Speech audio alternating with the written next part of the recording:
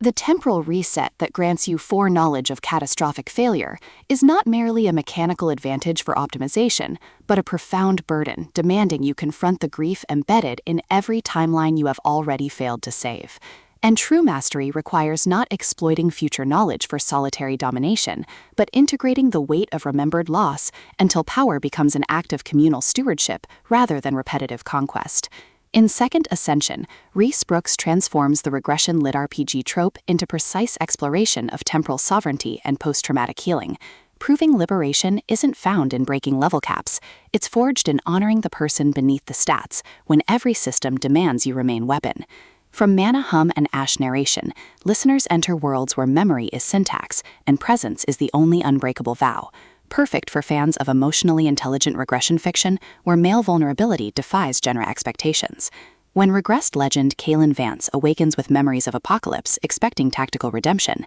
he discovers his foreknowledge mirrors the exact isolation he endured beneath years of performative certainty, and fellow survivor Alara Thorne's quiet refusal to treat him as prophesied savior creates space for connection defying Chosen One hierarchy. Navigating altered timelines and buried attractions, Kalen realizes this second chance isn't about correction, but recalibration. With Brooks avoiding reducing Kalen to flawless optimizer or Alara to dependent follower, instead crafting radical reciprocity within constraint, where trust is earned through honoring boundaries even as destiny blurs them. And audiobook narration amplifies this alchemy by capturing Kalen's disciplined focus fracturing into clarity, and Alara's guarded intensity revealing warmth beneath vigilance, making listeners feel seismic shifts of souls learning some legends can only be reborn when you stop letting systems define their validity. What elevates this beyond typical regression fare is portraying temporal intimacy as somatic practice rather than gamified repetition, with Kalen confronting how survivor culture equated worth with utility, while Alara creates sanctuary where his contradictions exist without diminishment. Their relationship evolving through shared silences during skill attunements bypassing performance,